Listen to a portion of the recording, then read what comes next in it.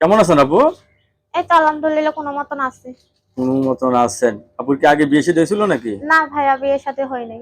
বিয়ে শাদী হয়নি। কেউ যদি আপনাকে বিয়ে করতে চায় রাজি আছেন? যে রাজি আছে, যে আমার বললাম না, যে আমার ছোট বোনের দায়িত্ব নিবে, যে আমার দায়িত্ব নিবে, যে আমার 5 ওয়াক্ত নামাজ পড়াতে পারবে, তার ওই কাছে আমি রকম একটা বিয়ে। ছেলে চাচ্ছেন বিয়ে হ্যাঁ বসার জন্য না? হ্যাঁ। লেখাপড়া করছেন না কিছু? লেখাপড়া ভাইয়া করি নাই, ছোটকাল অনেক ছোটকাল আমার বোনের থুইয়া আমার থুইয়া বিয়ে করে আমার আম্মা গেছে গা।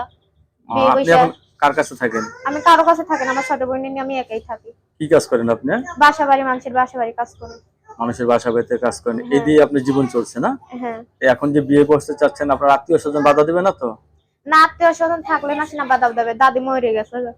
দাদি মারা গেছে না? হুম। তা আপনি একাই জীবন যাপন করতেছেন। দর্শক আপুর কথাগুলো শুনলেন, আপুর এখন বিয়ে শাদী হয়নি। তা আপুর সাথে কথা বলতে পারবেন, আপুর জীবনের বৃত্তান্ত আরো জানতে পারবেন। আপু, সবাই আপনার সাথে কথা বলে কারোর সাথে খারাপ ব্যবহার করবেন না, ঠিক আছে? ওকে। আপনার কাছে একটা ধন্যবাদ। কথা কি ভাইয়া, যারা আমারে ফোন দিবেন তাদের কাছে অনুরোধ, আমার কেউ খারাপ কথা বলবেন না।